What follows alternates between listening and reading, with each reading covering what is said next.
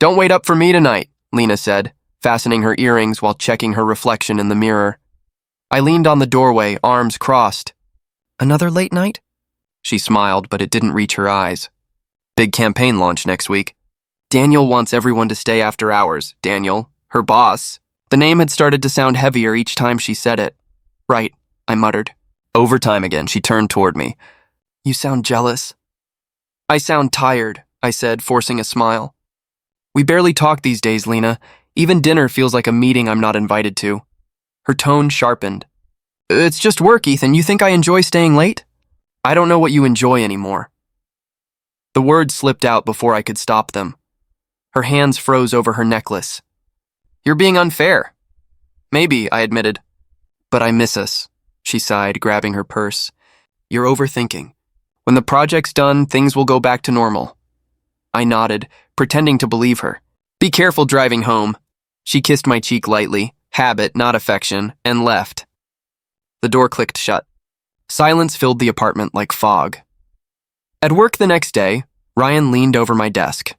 You look like you haven't slept. I didn't. He lowered his voice. You two okay? We're fine. You sure? He asked, glancing at the photo of Lena and me on my desk.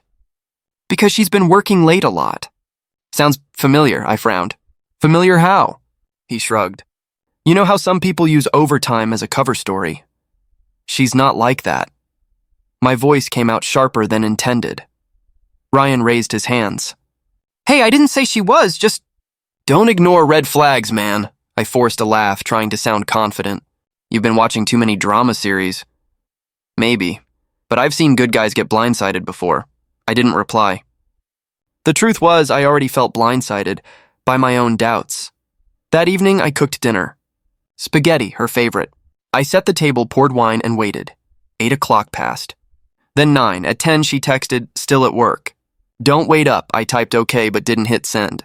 Instead, I stared at her contact photo, her smile frozen in time, bright and effortless. When the food went cold, I put everything away and sat in the dark living room. My phone lit up with Ryan's message. You okay, man? I replied, yeah, just tired. He sent back a single line. Don't let her turn your loyalty into blindness. I turned off the screen, annoyed. Ryan didn't understand. Lena was loyal. She was just busy. People get tired. Marriages stretch. Life gets messy. That's normal, right? She came home past midnight, heels clicking softly against the wooden floor. I pretended to be half asleep on the couch. You're still up? She whispered. Couldn't sleep. She walked to the kitchen, dropped her purse on the counter. I told you not to wait. I didn't, I said quietly. I was just thinking. About what? About us. She hesitated, then sighed. Ethan, please don't start. I'm not starting anything, I said. I just want to know if you're happy. Her eyes flicked toward the hallway. Of course I'm happy. Why would you ask that? Because I feel like you're somewhere else lately. Even when you're here, it's like you're miles away. She leaned against the counter. You're being dramatic. Maybe, but you used to talk to me. Now you come home exhausted and silent. I don't even know what you're thinking anymore. She rubbed her temples. I'm just tired, Ethan. Work has been insane. Daniel's putting pressure on everyone. Daniel again. She stiffened. He's my boss. Don't make it sound weird. I'm not. It just feels like he's in every sentence you say. You're reading too much into it. Am I? Yes, she snapped, grabbing her purse again. You're making me feel guilty for working hard. I exhaled, defeated. That's not what I'm doing. I just miss the woman who used to laugh at my terrible jokes. Her voice softened a little. She's still here. Just stressed. Then tell me how to help. By trusting me, she whispered. I looked at her long enough to realize I wanted to believe her more than I actually did. All right, I said finally. I trust you. She smiled faintly, walked over and kissed my forehead. Thank you. Then she went into the bedroom. The click of the door sounded heavier than usual. Hours later, I was still awake. The clock glowed 12:47 a.m. I heard the faint vibration of a phone. Lena's purse sat on the counter, half open. The sound came again, buzz, pause, buzz. I hesitated. I shouldn't look. I knew that. But curiosity burned like acid. I reached in and lifted her phone. The screen lit up, showing a preview of a new message. Daniel. Can't wait to see you again, babe. The phone slipped from my hand and hit the counter with a dull thud. For a moment, I couldn't breathe. My chest felt tight, my throat dry. I waited for it to make sense, for there to be another explanation. Some innocent reason for those words, but the message just glowed on the screen. Mocking every ounce of trust I'd given her, I whispered to the empty kitchen. Over time, huh? The fridge hummed softly in the silence that followed. I pressed a hand against my chest, forcing air back into my lungs. Somewhere in the bedroom, Lena shifted in her sleep, unaware that everything had just changed. The morning started like any other. I reached into the bathroom drawer, half awake, searching for painkillers. My fingers brushed against a small box, plastic, unfamiliar. I pulled it out. A pregnancy test. The result window showed 2 red lines. Clear. Undeniable. For a second, I just stared, trying to breathe. No, this has to be old. Maybe from before. Maybe from months ago, but we hadn't needed one before. Lena was careful. We hadn't even... Not for weeks. Maybe longer. My voice cracked in the empty room. This isn't real. I placed the test back in the drawer, hands shaking. My reflection looked pale, lost. I tried to laugh, but it came out broken. When Lena's alarm went off, I shoved the drawer shut and stepped away. She walked in, tying her hair. You're up early. Yeah, I said. Headache. She reached for the same drawer. My pulse spiked. What are you looking for? I asked quickly. Just my lip balm. She smiled faintly, then shut it again without noticing anything. Or maybe she noticed everything and hid it better than I could read. You okay? She asked, glancing at me. Yeah, just tired. She pressed her lips together. Don't forget your coffee. You've been skipping breakfast lately. I'm fine. Her tone softened. You sure? I nodded. Yeah, go or you'll be late for work. The last word tasted bitter.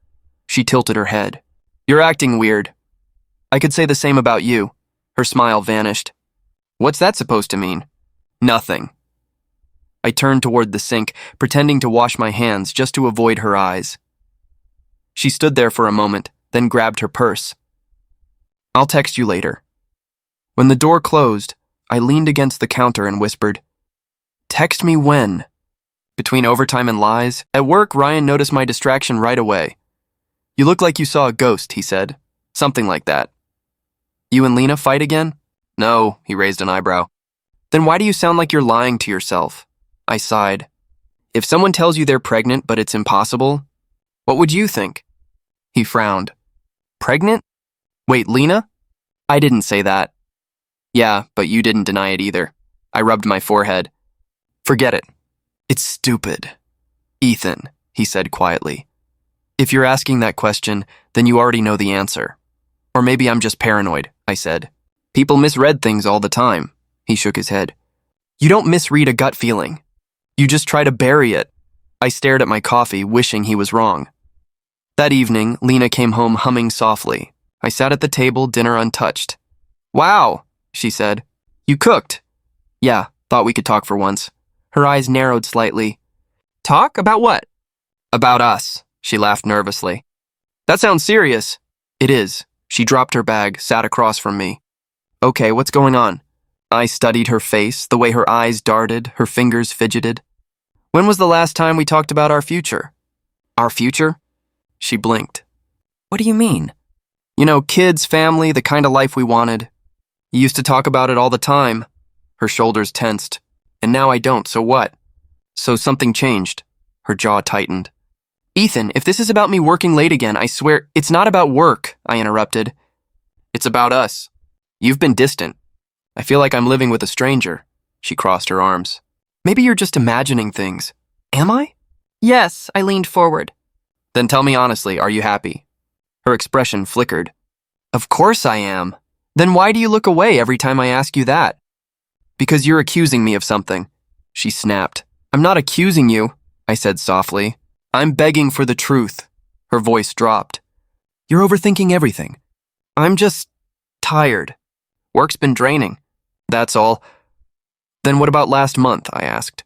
When you said you were sick and stayed home all day? She froze. What about it? I came home early. You weren't here. Her eyes widened slightly before she recovered. I went out to get groceries. I checked the fridge, Lena. There was nothing new. Her nostrils flared. You're keeping tabs on me now? I'm trying to understand you. Then stop digging where there's nothing to find. Her voice cracked at the end. That tremor, it wasn't guiltless. Silence stretched between us. I finally whispered, Do you ever feel like we're pretending to be okay?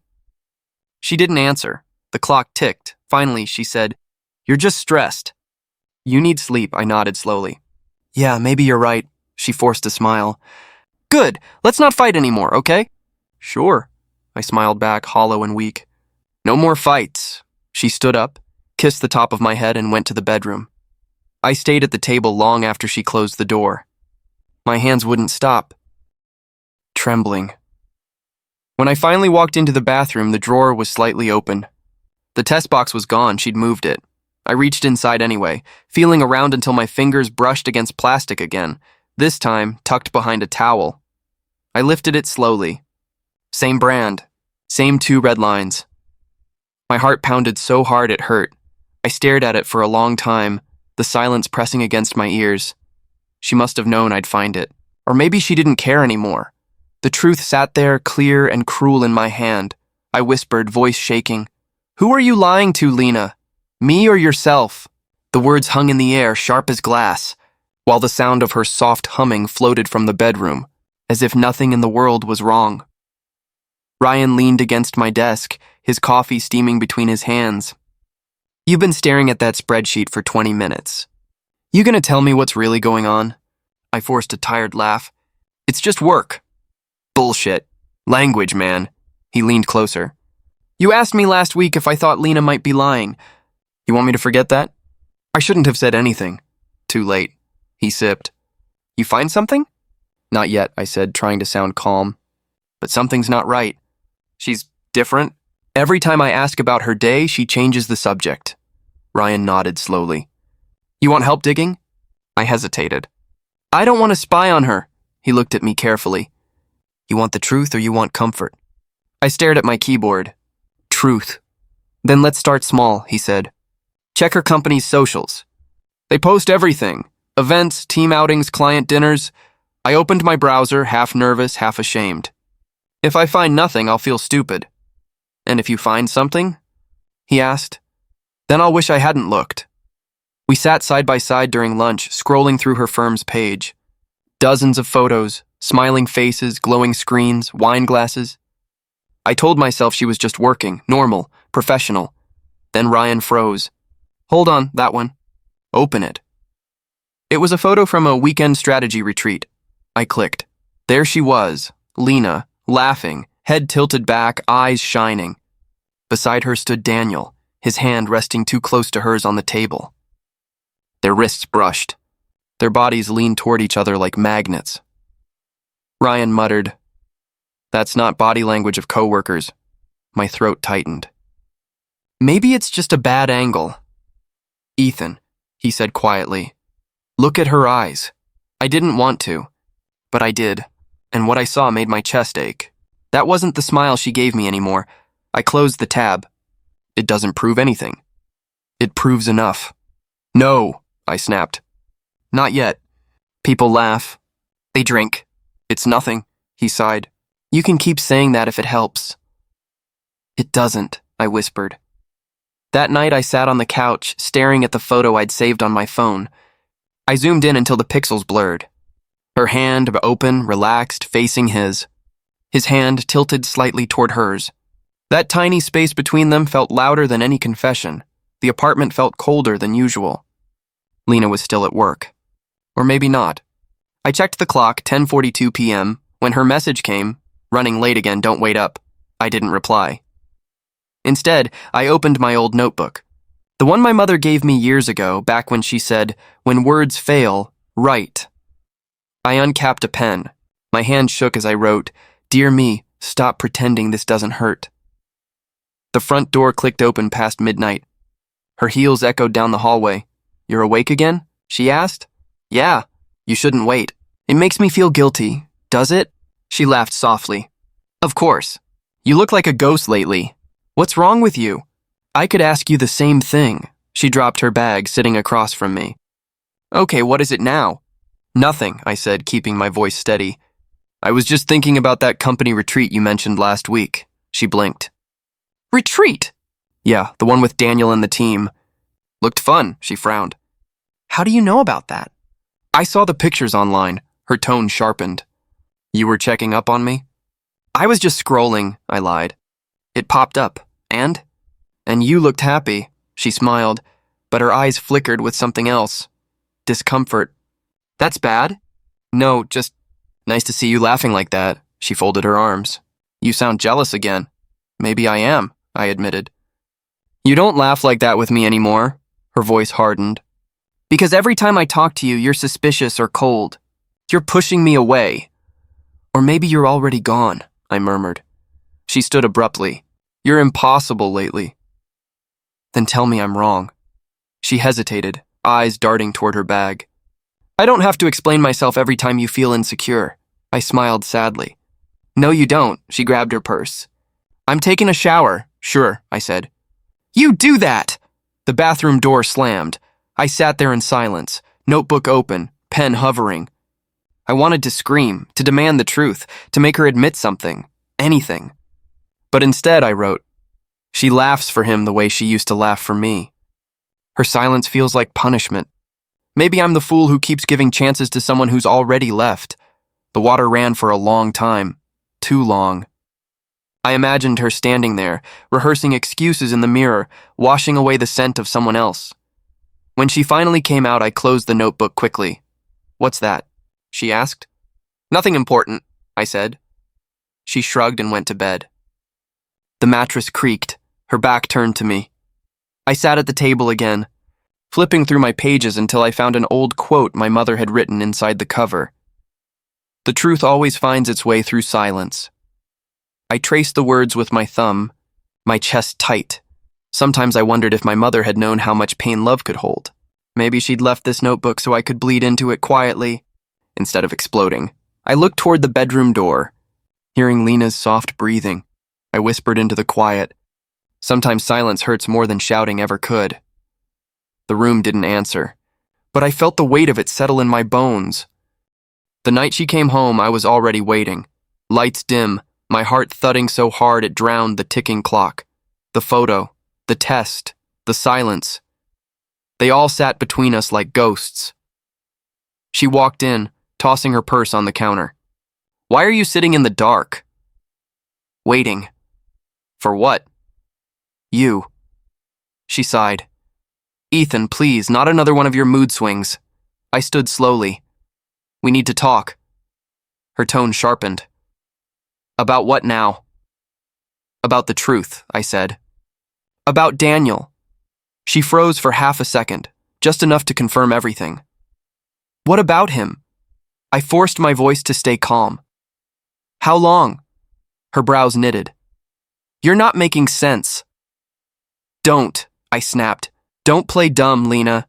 How long have you been with him? Her lips parted, then pressed into a thin line. You went through my things again?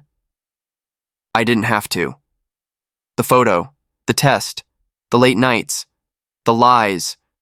She looked away, arms crossed. You've really lost it. Then look me in the eye and tell me it's not true. Her silence broke me more than her answer ever could. Say something, I whispered. She finally met my gaze, voice flat. Fine. You want honesty? I've been seeing Daniel for months. My body went numb. Months? Yes. How? I choked out. Why? She scoffed. Because I was lonely, Ethan. Because you were too busy chasing dreams that never paid the bills. Because every night you sat here talking about someday while I lived in a constant now. I shook my head. That's not fair. I was doing it for us. For us? She laughed bitterly. You were doing it for yourself. You love the idea of love, not the work it takes to keep it alive. You think he loves you more? At least he's real, she said coldly. You were too busy dreaming. I needed someone real. Her words hit harder than a punch. I staggered back. Someone real, I repeated, barely breathing. And that's Daniel? Yes. My voice cracked. You slept with him? She didn't answer, and that was answer enough. I slammed my hand against the wall. God, Lena! Don't yell at me. Then tell me why I wasn't enough. She flinched, eyes flashing with something between anger and guilt. Because you stopped seeing me. You stopped hearing me. I told you I needed you, and you gave me plans instead of presents. That doesn't justify betrayal. No, she said quietly. But it explains it. My vision blurred. You could have left. I tried, she said softly. You didn't notice. I laughed, a broken, hollow sound. So this is my fault? I'm not saying that. Then what are you saying? She hesitated, then whispered, I'm pregnant. The air left my lungs. What? She took a shaky breath. I'm pregnant, Ethan. The words echoed, wrapping around my ribs like barbed wire. Mine? Her eyes darted away. Lena, I whispered. Please. It's Daniel's. I stumbled back, my knees nearly giving out. No, you're lying. I'm not. Say it's not true. She didn't. She just stared at the floor. My throat burned. You told me you couldn't have kids. You told me that... I told you what I believed, she interrupted. But things changed. Things changed, I repeated numbly. Yeah, everything changed. I tried to breathe, but every inhale hurt. You destroyed us. She looked at me, tears glistening but never falling. We were already broken, Ethan. You just refused to see it. Don't you dare, I snapped. Don't you dare rewrite this like you're the victim. I'm not a villain either. Then what are you? She hesitated. Someone who made a mistake. No, I said, voice trembling. A mistake is forgetting an anniversary. A mistake is missing a call. I pointed at her, shaking. You chose this. You chose him. I didn't plan for this to happen. But it did. She wiped her eyes. I'm sorry. No, you're not. I am. Then why do you look so calm? Because I've already cried enough, she said quietly. I felt something snap inside me. So what now? You move in with him? Raise your perfect little family while I rot here? I didn't come here to fight, she said softly. Then why come at all? To tell you the truth. You call that mercy? It's closure, she whispered. I laughed again, bitter, shaking. Closure? You burn my world and call it closure? She reached for her bag. I should go. No, I said, stepping forward. We're not done. We are. Don't walk away. Ethan, don't you dare walk away. She turned, eyes wet now. What do you want me to say? That I regret it? That I still love you? I can't. I won't lie to make you feel better. My chest heaved. You killed everything we had, she whispered. It was already dying. I clenched my fists, voice raw. You took my heart and called it collateral damage. She flinched, then looked at me one last time, not with guilt, but pity. Goodbye, Ethan. The door clicked shut behind her. For a second, I just stood there, waiting for the sound of her footsteps to fade. When it did, the silence screamed louder than any argument. I sank to the floor, my hands trembling, my throat burning with words I couldn't form. The apartment smelled like her perfume. Soft, floral, cruel. I pressed my forehead to the cold tile. You took my heart, I whispered again, and called it collateral damage. The lights buzzed overhead, and somewhere outside, a car started. Maybe hers. I didn't move. I just stayed there, holding on to the last echo of her voice until it finally disappeared. The apartment hasn't changed, but it feels smaller, like the walls inhale when I exhale. Her perfume still lingers on the curtains. Her mug still sits by the sink, lipstick faint on the rim. 3 days. Maybe 4. I've lost count. I sit on the couch, staring at the door, waiting for footsteps that will never come. A knock breaks the silence. Ethan? Grace's voice filters through the wood. I drag myself up and open the door. She frowns at the sight of me. You look like hell. Thanks, I mutter. She walks in, scanning the mess. Unopened mail, bottles, her photo still on the shelf. You haven't eaten? Not hungry, she sighs. You can't keep doing this. I'm fine. No, you're not, she snaps. You're sitting in a graveyard of memories. Then let me grieve. Grieve, yes. Rot, no. She picks up the mug. You need to throw this out. Not yet. Ethan. I look at the cup like it's a relic. She drank from it the morning she lied to me. Grace softens. You can't live with ghosts. I sink back onto the couch. That's the problem. She's everywhere. She sits beside me. Then start taking her out of everywhere. One piece at a time. Her voice is steady, the kind of voice that doesn't break even when you do. Do you ever stop caring? I ask quietly. No. But you learn to care differently. I stare at the floor. She moved on like it was easy. Maybe it was for her, Grace says. But it won't be for you because you loved honestly. That's supposed to make me feel better? It's supposed to remind you that you're still capable of love. Her words sit in the air, heavy and kind. When she leaves, the silence returns, thick and suffocating. Later that night, Olivia calls, I heard, she says softly. Grace told me. News travels fast. She's worried about you. So am I. I'm alive. That's enough. No, Ethan, surviving isn't living. I'm trying. Then try harder, she says. You should talk to someone. A therapist, maybe. I don't need therapy. You need perspective, she replies. Talking helps. Talking didn't help my marriage. This isn't about her. It's about you. Her words strike something in me. And what if I don't want to face it? Then it'll keep owning you. I fall silent. Listen, she continues, write it down. You used to journal, remember? Start again. Don't think, just feel, right? Yes, empty it out. Every thought, every lie, every piece of her that's still inside you. I nod, even though she can't see me. All right, I'll try. That's all you need to do right now. Try. When the call ends, I sit at my desk. The old notebook waits in the drawer, the one I hadn't touched since before the wedding. My mother gave it to me. She said, words heal what time can't. I open it. The first page still smells faintly of ink and dust. My pen hesitates, then moves. Day 1. She's gone. And I'm still here. The words spill out like blood, anger, regret, confusion. Every line feels like tearing off a bandage.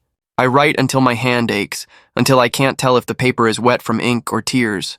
Somewhere between sentences, something shifts. Not forgiveness, but release, I whisper to myself. Her betrayal doesn't define me. The apartment is still empty, but it doesn't suffocate as much. The next morning, I open the curtains. Sunlight cuts through the dust, warm and cruelly bright. Grace texts, breakfast? I stare at her message for a while, then type back, maybe tomorrow, progress. Small, shaky, but real. I look around. Her shoes gone, her coat gone. The only thing left is the ring sitting on the table.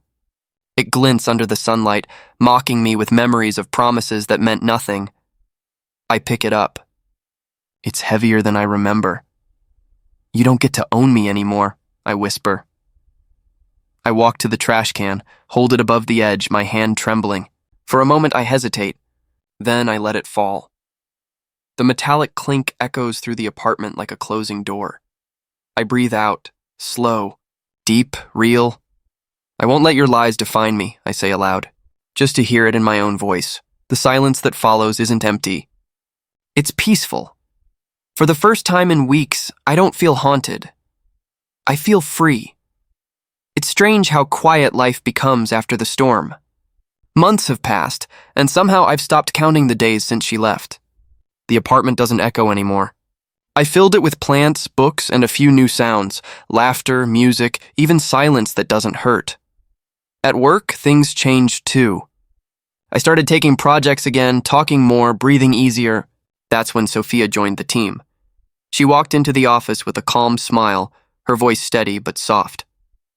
"You must be Ethan. I've heard about your design work. Good things, I hope?" She smiled. "Mostly rumors of perfectionism." Guilty. We laughed. And for the first time in a long time, the sound didn't feel foreign. Over the next few weeks, Sophia became part of my days, small conversations during coffee breaks, quiet moments when she'd look up from her desk and smile like she understood the silence behind my jokes. One afternoon, she leaned against my cubicle wall.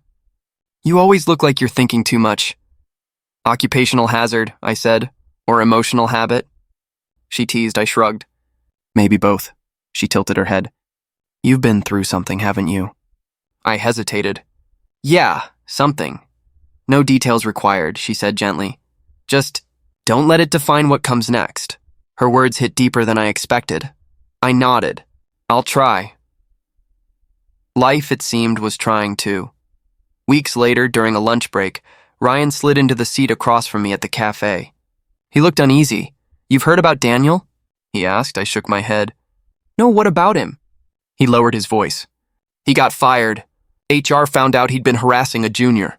It's bad, legal bad." For a moment, I just stared at him. "He and Lena?" I asked quietly. Ryan sighed. "Over. She left him months ago. Word is, he disappeared. She's alone, pregnant, and barely holding things together." I stirred my coffee, watching the ripples fade. "And you're telling me because—" He shrugged. "You deserve to know," I smiled faintly. "I don't know if I do, but thank you," Ryan frowned. "You're not happy?" "I thought I would be," I said slowly. "But I'm not. It's just quiet." He studied me for a second. "That's peace, man. Don't mistake it for emptiness." I looked out the window. Rain began to fall, soft, deliberate. Maybe you're right. When I returned to work, Sophia noticed the look on my face. "Bad news?" she asked. "Not bad, just poetic." She smiled knowingly. "Karma?" "Maybe." She leaned forward. "Does it make you feel better?" I thought about it. "No, it just makes sense." Sophia nodded slowly. "Then maybe that's the point." That evening, I walked home through the rain. The streets glistened under the lamplight.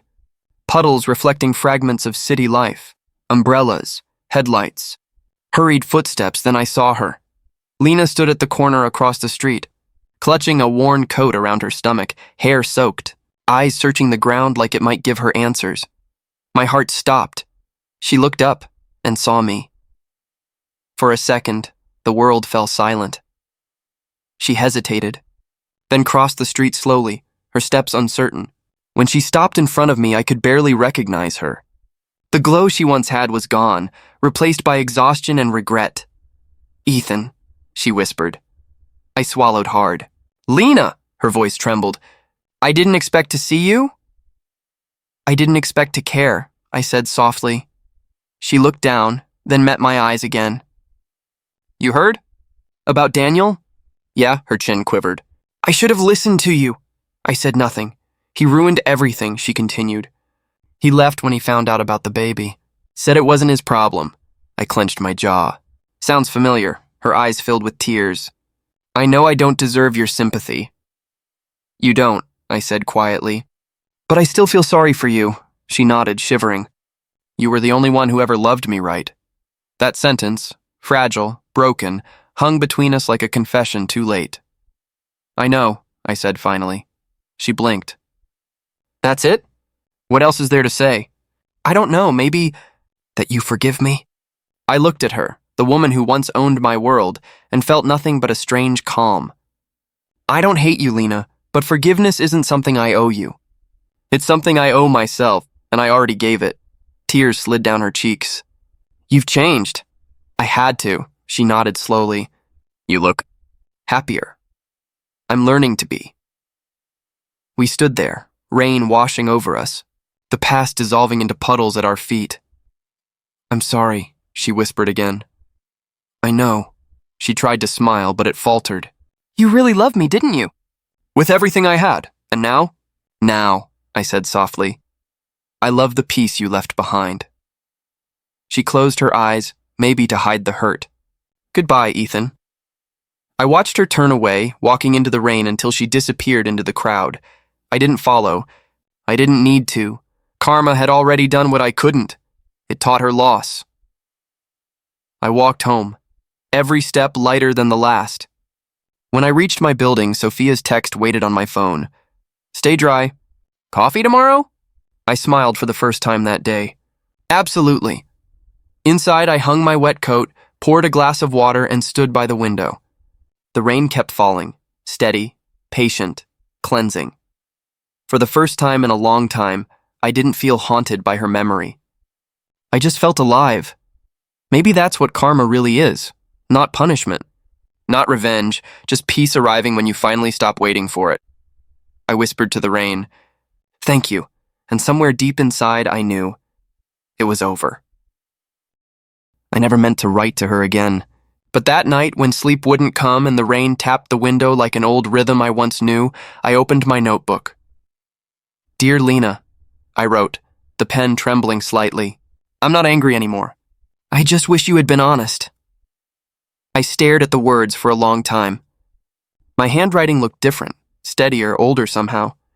I added, "I still dream about the mornings we didn't deserve." Then I stopped. What was I doing? I wasn't writing for her. I was writing for me.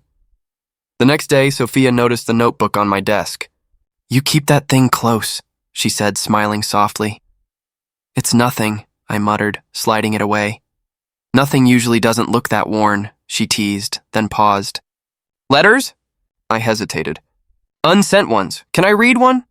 She asked gently. I almost said no. Then I nodded. "Just one." She opened to a random page and read quietly. Her eyes moved slowly like she didn't want to miss a single word. When she finished, she looked up. "You love deeply," she said, her voice barely above a whisper. "That's not weakness. That's rare." I felt something shift in me, a small warmth where guilt used to sit.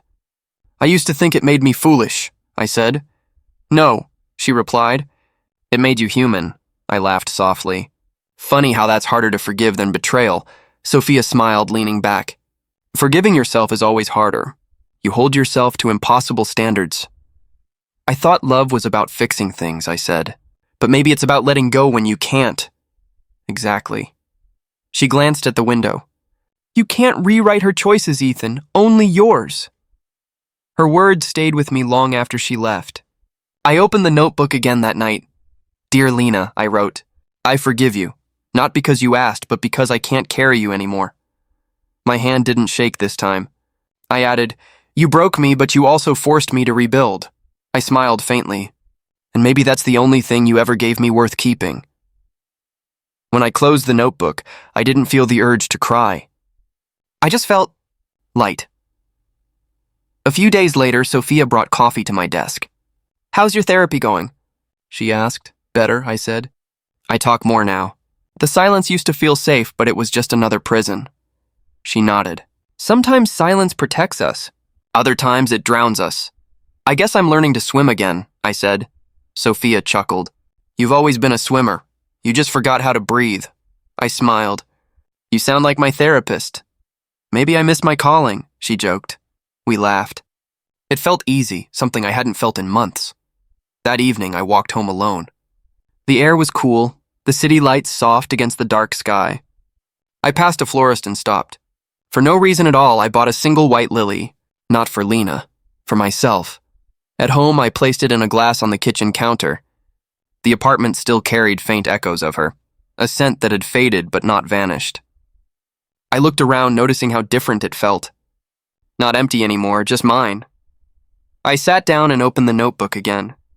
This time the words came easily. "Dear Lena," I wrote, "I used to wonder why you did it. Now I don't need to. Pain changes people. It changed you and it changed me. But I chose to heal." I paused, tapping the pen. "I hope someday you find peace, not for us, but for yourself. Because I finally found mine." I closed the notebook and leaned back, exhaling slowly. The silence felt comforting this time. Later that week, Sophia and I had lunch together. She noticed the faint smile I'd been wearing. "You look lighter," she said. "I guess I finally buried a ghost," I replied. She tilted her head. "You sure it's buried, not sleeping?" "Buried," I said firmly. "Sleeping things wake up." This won't, she nodded approvingly. Then you've won. Feels less like winning.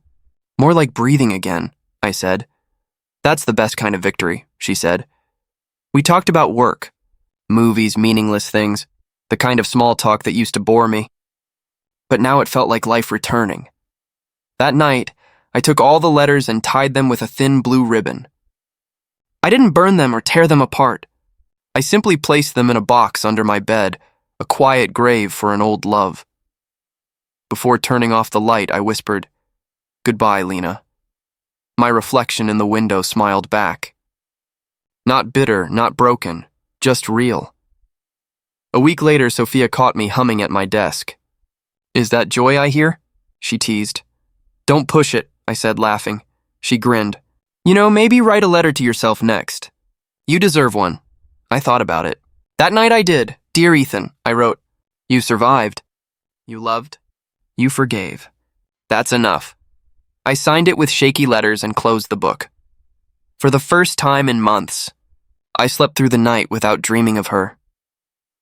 The next morning, sunlight filled the room, warm and uninvited. I didn't pull the curtains. The world outside still hurt sometimes. Memories, songs, places. But now they didn't own me. They just reminded me I'd lived through something that could have destroyed me. I poured my coffee, looked at the white lily still standing in the glass, and smiled. "I won't let your lies define me," I whispered. Not to her this time, but to myself, and finally it felt true. A year feels like another lifetime. When I wake now, it's not to silence or dread, but to the smell of coffee and sunlight bleeding through the curtains. Sophia hums softly in the kitchen, always off-key but warm. "Morning," I say, stepping in. She smiles without turning. You actually slept in. Miracles do happen. "I'm learning to like peace," I reply, rubbing my eyes.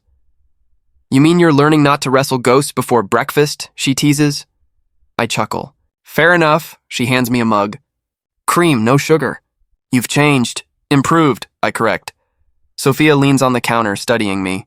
"You seem lighter lately. What's going on in that overthinking head?" "Nothing heavy," I say. "Just gratitude," she tilts her head. "That's new. It's strange, I admit. A year ago I thought I'd never feel anything but bitterness. Now I just feel alive." She finishes for me. "Yeah," I say softly. "Alive."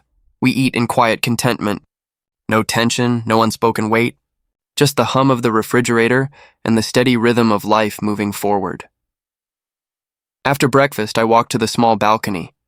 The city stretches beneath me, different, yet the same. For months, every street had been haunted by memories of her. Now they're just streets. Ordinary, unthreatening. Sophia steps out beside me. "You thinking again?" "Always," I say. "But today it's about how far I've come," she smiles. "You should write that down." "I already did," I reply, gesturing to the notebook on the table. "Though it's less about her now, more about me." "I like that," she says. "Your story should always come back to you." Her words settle in me like sunlight through glass, quiet, real, forgiving. That afternoon, while sorting old emails, I notice a new message. The sender's name makes my pulse flicker. Margaret Hayes, Lena's mother. For a moment, I just stare at it. My hands hesitate on the mouse. Then I open it. "Ethan, I hope you're well. I wanted to let you know Lena moved abroad a few months ago. She's struggling, trying to find her footing. She speaks of regret often. I thought you deserved to know. I wish you peace and happiness. You always deserve both. I read it twice." My chest tightens, not with anger or longing, just quiet understanding. Sophia walks in, noticing my expression. "Bad news?" "No," I say. "Just news from the past." She waits. "Do you want to talk about it?" I nod slightly. "It's from Lena's mother. Lena's gone abroad. She's still struggling." Sophia's eyes soften. "How do you feel?" I take a deep breath. "Sad, maybe. Not for me, for her." "That's kind," she says. "But don't lose yourself in sympathy." "I won't, I promise." It's strange, though. I used to imagine this moment, like where karma would make it all right. But now, I just hope she finds peace, too. Sophia studies me for a long second. "You really forgave her, didn't you?" "I think I did," I say. Holding on to hate was like keeping a wound open. It doesn't punish them. It just poisons you, she smiles faintly. That sounds like something a healed man would say. I guess I finally became one, I reply. Sophia sets a hand on my shoulder. Then maybe it's time to live, not just survive, I grin. You sound like my therapist again, she laughs. You pay me in coffee. That counts. I close the laptop and glance at the balcony. Let's take a walk, I suggest. Outside, the air feels crisp, autumn sneaking in early. The park nearby glows gold and amber, the same place I once sat alone, drowning in memories. Now I walk through it with her hand brushing mine. Remember when you first came here? She asks. Yeah, I say. I was broken. And now? Now I'm whole, I whisper. Not perfect, but whole. She squeezes my hand. That's all any of us can be. We sit on a bench beneath a maple tree. Children laugh in the distance. Dogs chase leaves, and life continues without asking for permission. Do you ever think about seeing her again? Sophia asks carefully. I used to, I admit. Now I think some doors need to stay closed. And if she came back? I exhale slowly. I'd wish her well. Then I'd walk away, Sophia nods. Then you're really free. I look up at the pale sky. I think I am. We stay there for a while, not needing words. Just presence. Later that evening, back at home, I open my notebook one last time. I turn to the final page and write, some lessons come wrapped in pain, but they free you forever. The ink dries fast. I close the cover gently. Sophia leans on the doorway. Writing another goodbye? A final one, I say. To the man I used to be. She smiles. He'd be proud of you. Maybe, I reply. But I'm proud of who I am now. We share dinner quietly. The simplicity feels sacred. Laughter, light, two people who've known loss but choose warmth anyway. Afterward, I step outside again. The horizon blushes with dawn, soft orange bleeding into gold. I breathe deeply, the air cold and clean. Sophia joins me, wrapping her arms around herself. You always watch the sunrise, she says. It reminds me that everything begins again, I say. She leans closer. Then let's begin again too. I smile. Together? Together, she echoes. We stand there in silence as the sun climbs higher, washing the world in light.